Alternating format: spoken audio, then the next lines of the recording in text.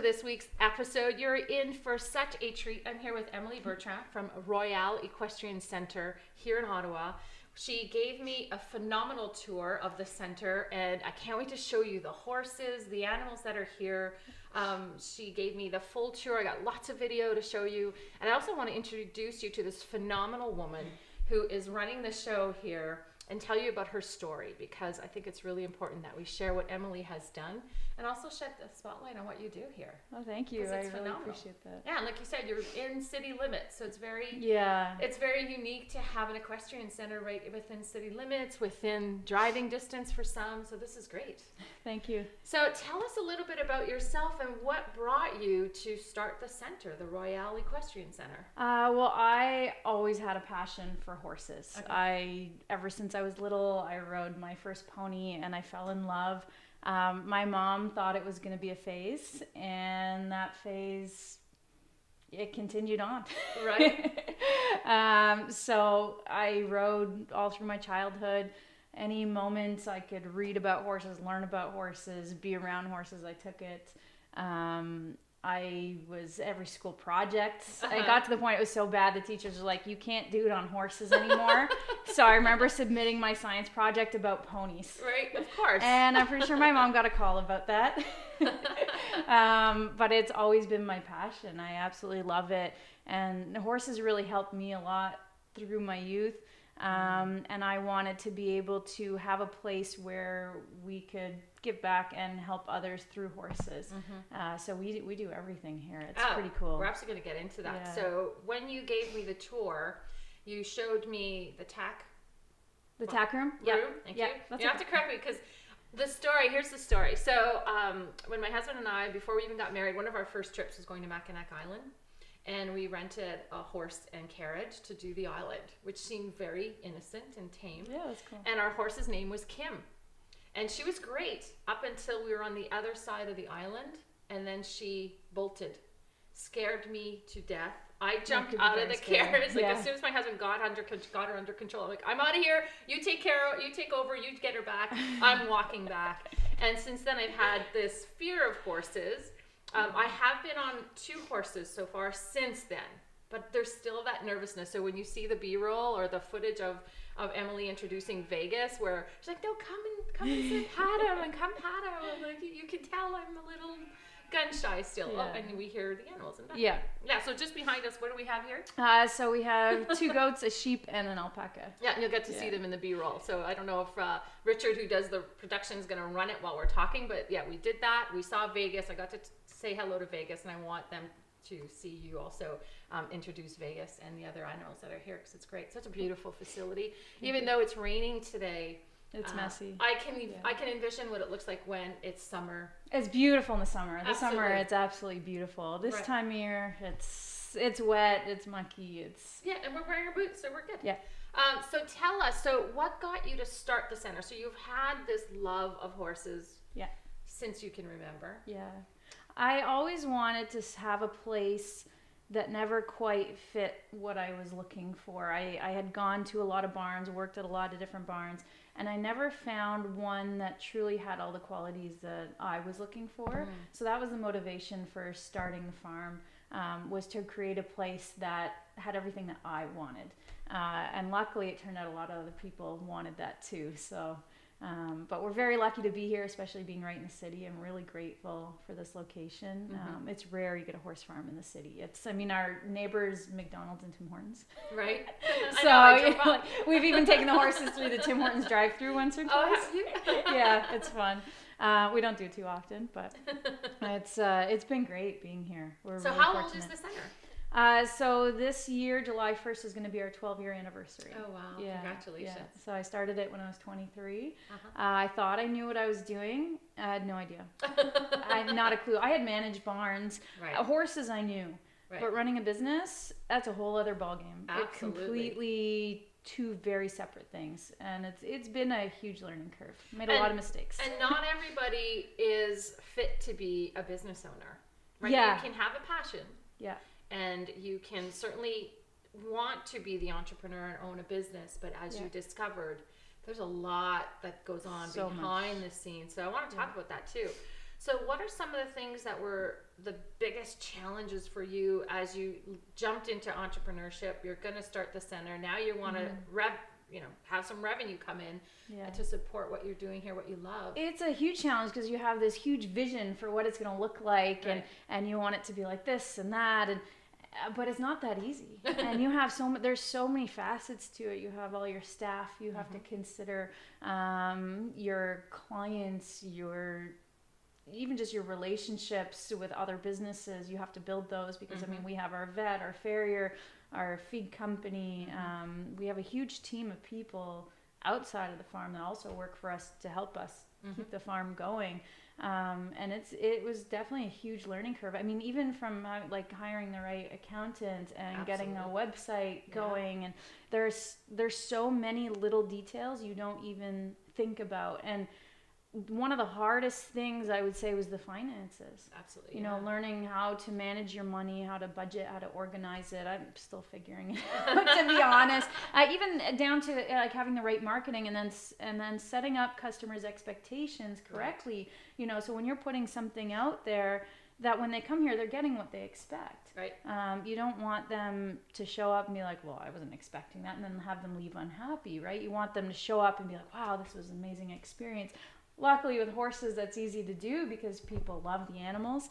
Or they're afraid, like me. Yes, yeah. Well, we take our time with people who are afraid. Absolutely. But we have a lot of very quiet, safe horses. We pick them based on temperament and personality and the level of training. Like, we don't have any very young horses in the program just because young horses are a little more unpredictable. Right. They're not as experienced in life, so we tend to have a little bit older horses that have been there, done that. And then maybe our more advanced riders will help us bring along the young horses and help us train them when they're at, when their capabilities are at a level where they can then start training a horse. So how many horses do you have? We have 42 horses. No kidding. Yeah. Oh gosh, I didn't count 42. Yeah, there's 42. They're everywhere. I got some footage of them as I was driving in on either side of the driveway. Yeah. The horses. Their horses. On the other, I don't even That's know. That's probably like 10% of the horses. Yeah. So 42 horses. 42 horses, and then we have all the little animals. Right. So we have chickens, ducks, bunnies, guinea pigs. We have the pig. Yeah, we met Charlotte. You'll get to see Charlotte. We have the alpaca, the goats, the sheep. And this year we're going to have a donkey as well. Oh, wow. Yeah. So those are all expenses. Yes, big expenses. They eat a lot. Each one. And they need a lot of care and attention. To the vet bills, I can just imagine. Yeah. It's not so bad for the little animals. But for the horses. I definitely, That's a big P&L line right at the top. Big expense right up there. It's really, the veterinary expenses are very high because we don't skimp on their care. Right. They get their regular herd health, so they're getting their shots. They get deworms regularly. Yeah. They get fecal samples done just like you would do for your dog. Yeah. They get their teeth done. And then they even get soundness exams to make sure they're comfortable and happy. We get their tack all fitted specifically to them. And the feed that we have for them is premium. So it all kind of adds up. And then we have all the hay. They go through thousands and thousands and thousands of pounds of hay. We get hay delivered by 2 different suppliers every 2 weeks. There's a lot that goes into feeding and maintaining them, and then all the hours needed for staff. Exactly. So we have that's the other big expense, right? A maintenance manager, we have our barn manager, we have an assistant barn manager, we have a bunch of staff members, then we have our coaches on top of that, and then we also take on co-op students, and we have a volunteer program. But the volunteer program even requires staff, right? Because we have to train them, everything. So there's a lot of pieces to it. So when you started, did you have just the one horse, or did you have a couple of horses? So we moved in here, and I had one horse. Her name was Royale, hence the farm name. Right. And we brought her here with a friend. So we had 2 horses, and then 2 weeks later, I bought my first school horse, and we kind of just did, fixed up one paddock at a time, bought one horse at a time, and slowly we built it up. And that's the learning curve. Right? Yeah. The bigger you grow your business, the bigger the challenges. The more challenges there are. There's a lot more. Absolutely. I remember, when we first moved in, my biggest challenge is I just need somewhere to ride. So all we had was a push mower. and the weeds were like this high because it was July and the place had sat vacant for a year and burr bushes everywhere. It was so bad. Wow. So I literally push mowed a riding ring. So I'd have like a grass riding ring. It took me 3 days to do it. Wow. Like it was so bad. And I think back to that and I was like, it was so hard, like the labor. But then now, you know, that was just one of my little problems. Now, like, yeah. Now I've got to think about it. The list is huge. Yeah. Right? Yeah. But we've grown so much since then. So. Well, that's just it. And that's the whole purpose behind doing these interviews is it's when you start a business, the challenges are what's right in front of you. Yes. Yeah. And then as you scale, you start seeing other challenges that surface because now you have more logistics, more expenses, more things you now have to pay attention to and take care of. Yeah. And as you're now providing a service, you have that whole outside community who's coming to you with, like you said, expectations. Yeah. And you have to meet those expectations. Yeah. And you want to do your best. And what they don't realize is meeting those expectations sometimes is very expensive. Absolutely. Like I just did the driveway yesterday, you know, because of the potholes, and that's a minor thing, but like that still cost me $1,000. Yeah, absolutely. So it all adds up. Like people don't realize all the stuff that happened behind the scenes to make a farm like this run, or even any business really. Yeah. Yeah. Yeah, that's why I wanted to shed some light onto what you're doing here. I just love what you're doing. I live out in the country now, and we drive by horse farms all the time, and you see people riding, and I just thought, what a great opportunity to interview you. You're a young woman who's done this on her own, and mind you, I'm sure you have support around you. Of course, I have a team, but it took a while to build that team. Yeah, but just to share that side of what happens here to get all this to run smoothly, so people don't notice, you know, when there is a problem. Yeah. You don't want the outside world to notice when there's a problem. That's for you and your team to manage. Yeah. So that they have the best experience throughout. And there's another horse coming out. I could just stay here all day. And that's why you do this. Yeah. So what are some of the lessons that you've learned that you'd love to share with our audience? And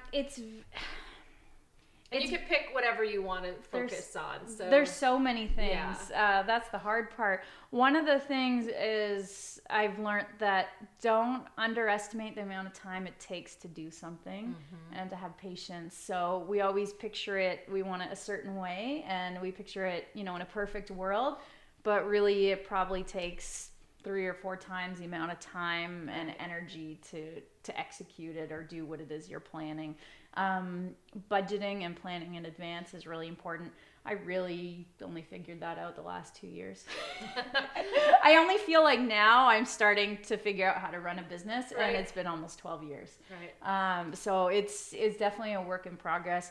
I highly recommend getting mentors, even just people you can talk to give you advice. They don't have to be even in your industry, but for somebody who can give you, you know, so even some basic legal advice, you know, outside of having your lawyer, and even in terms of money management and marketing, and you kind of want to break down each area and then try to, what I do is then I make a little to-do list of what I need to do, and then I'll run it by a few people to see what their thoughts are. Anytime we're going to implement something new or make changes, have your staff meetings often.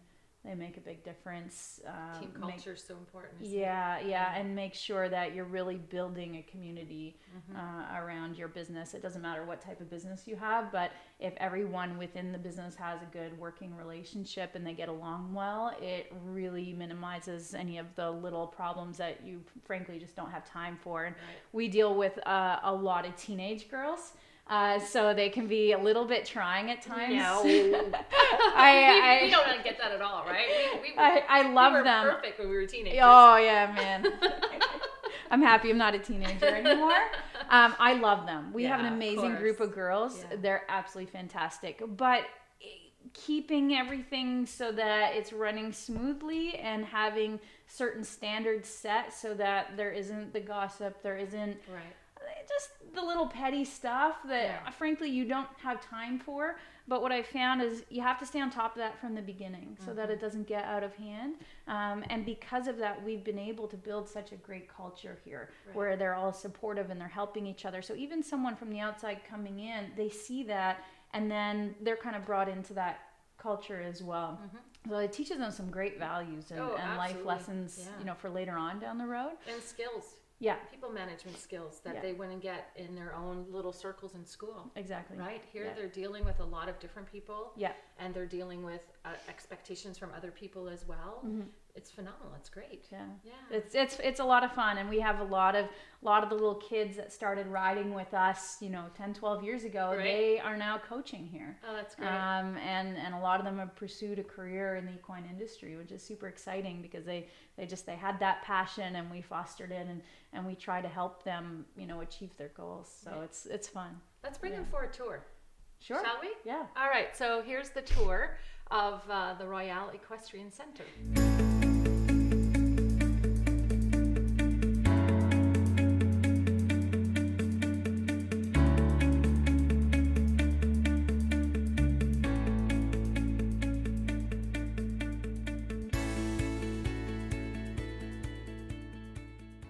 All right, Vegas. Hi, Red. Hi. I'm smelling dogs. You can get close to him. Oh, yeah. So if you go, like, you can stand here. Just give him a pat. But he's used to you. He'll be just as fine with you. You can come if you stand over here. Like, I think he's just fine. You can pat him on the neck. Big. He is big, but he's very gentle. I'm so used to dogs. All right. Thanks. You're welcome. This is as much as a learning experience for me. I need to close the door. We'll just have to shut the door behind you. Oh, you okay? Yeah. All right, we have ducks. Oh, my son would so love. He's always loved chickens. This is a silky chicken. This guy's actually a rooster. Aha. And does he do the cockle-doodle-doo? He does, but he does it at any time of the day. Okay. They don't just do it and in then the we morning. have another one here.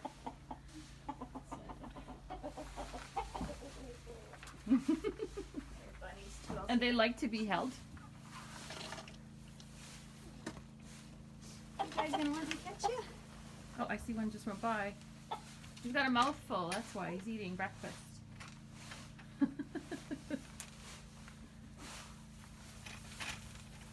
Come here, you're fine. I got you. Are they young? This one's about a year old. So this is a dwarf bunny. A little nervous. I'll take a picture. Scarlet! Oh my gosh! It's Scarlet. She's really friendly. Oh, She's but a you- potbelly pig. But you have to stay in. Well, she's good if she's out, but How old is Scarlet? Scarlet's 2 years old. She was a rescue. We got her about a year ago. So she's a little smaller than the average potbelly pig, Okay. but that's because she was so malnourished as a baby. Oh, okay. But now she's doing well. She's really healthy. That's great. She's very happy. She loves belly rubs. All right. And there's the cats. We need cats for a barn. And it's a rainy day, so we have to put our hoods on. The menus. All right.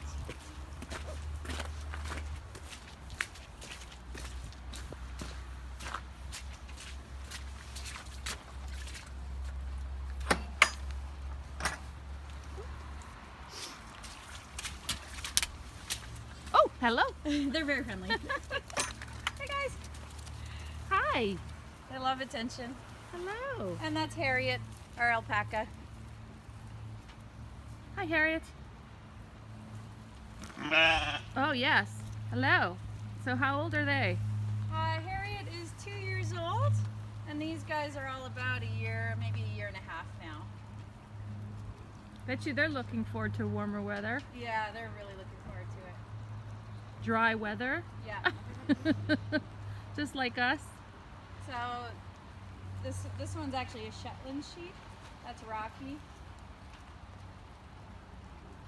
So he's smaller than an average sheep. Very cool. So this is where you host the classes. This is where we'll do all the riding lessons. We also have 2 outdoor sand rings. We Okay. have a dressage ring, a big jumper ring, and a cross-country field with jumps. But of course, we can't use it this time of year. Right. But we're excited to be able to get outside this spring and ride outside. And how big is your space here? So in here it's 72 feet by 200 feet, and we have a special fiber footing for the horses. So it's actually a German engineered fiber footing. It's like kind of like big pieces of felt and fiber, and it's mixed in with the sand. Okay. And who's this?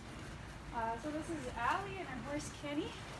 So she has her horse here. Yeah. So we have probably about 10 people who keep their own horses here. Wonderful. Hi. Hello.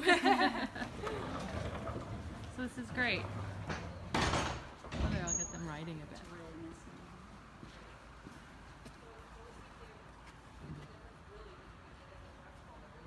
So is that someone taking lessons right now? Right now they're just riding around. Okay. So this is actually my neighbor Krista on the horse with the green saddle pad, and she has her horses next door, but she comes over to ride.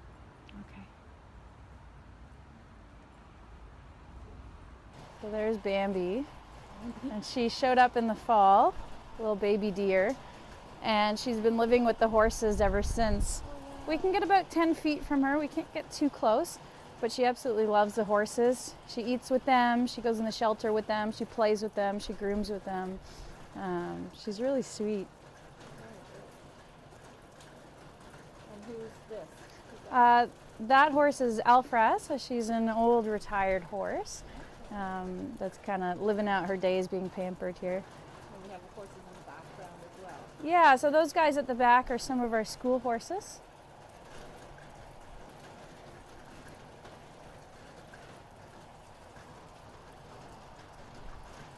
Over there we have 2 miniatures and a small pony. As you can see, everybody, it's pouring rain today. And it's actually cold. This rain is going to turn to snow. Oh, that's a great shot of Bambi. Hi, Bambi.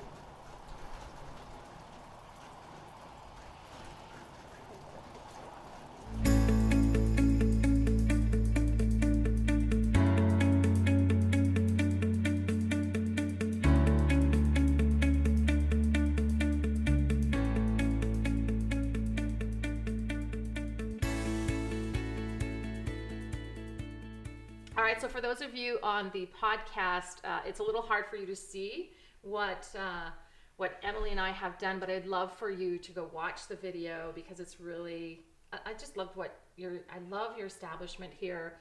I got to meet, your animals, some of them anyway, and I got to meet Vegas. I'm going to come back this summer. Absolutely. This summer, and I want to feel that comfort. The way you just went up to the horse and come. I'm that way with dogs. I've had dogs all my life, or at least all my adult life, and I would certainly love to have that comfort around the horses because even when I'm driving home, there's one right at one of the corners where there's a stop sign. They have horses, and when they come close to the road, I always stop and I film them and I take pictures, and I can just already feel their energy. So I want to have that comfort. So Horses are amazing for bringing out the best in people. They are a huge stress relief. Even the children that we've had here, it's helped them tremendously. We had one little boy who is autistic and nonverbal, and in the riding class that he's in, they have to say whoa and walk on. So all the other kids are saying it. He absolutely loves horses. So he was going to speech therapy, but so far it's just kind of noises, no words yet. And he started saying whoa. Oh, that was a huge moment. They started crying because it's a really big deal, a big breakthrough. We've had a lot of teenagers, struggling in school. Again, that's a tough time in life. Anxiety and depression. Exactly. And so they come here, and this is their safe place, and this is their place where they can really shine, and they have their friends, and it's totally separate. The work ethic they learn because they learn all about having to take care of the horses too, and all they learn so much about empathy, and it's amazing the values that they get just from coming here to ride the horses. Right. without even having a set program that works on building confidence or whatnot, which we can do, we do, but it's amazing just coming here to ride how it can change their lives. It's incredible. So for more information, go to Royale Equestrian Center. There's a sign behind us that the kids did at camp. RoyaleEquestrianCenter.com. All the information's there. Your services that are there. And I will come and do a follow-up interview where I will have the cameras on me walking through the process of getting comfortable with the horses. I think that would be great. That'd be amazing. Yeah, it'd be great to do that. Maybe we can get you on. No, I will get on the horse. Okay, good. I'll do the whole thing. I'll do the whole Okay, thing. good. Yeah, we'll show the process. So for those that are feeling uncomfortable like I am around horses, there's no reason to There's be. no reason to be. Right? So it'll be good to do. And if you think of them like as a big dog too, they're very gentle. Well, if you think of them as a big dog, then that's already a barrier that's crossed, right? I'm okay. I've got big dogs. I'm good. So Emily, it was so good to have you on the Speaking of Business show. Thank you. Thank you. I appreciate it. Yeah, and I just, again, I can't reiterate it enough how much I love what you're doing. Thank you. In all aspects. And when I come back in the summer, it will be dry. Yeah. We'll do it on a sunny day, not too hot, where we can really nice, beautiful showcase. day, maybe in June. Yeah, and showcase your place a little bit better, since right now it's very wet. It's and very it's, mucky. it's spring. Yeah. Right. Yeah. So for more episodes of Speaking of Business, go to speakingofbusinessshow.com. You'll find other episodes there. Do connect with Emily through their website at royalequestriancenter.com. If you have any questions, just reach out to her. Thank you so much for being here, and I look forward to sharing our next episode with you.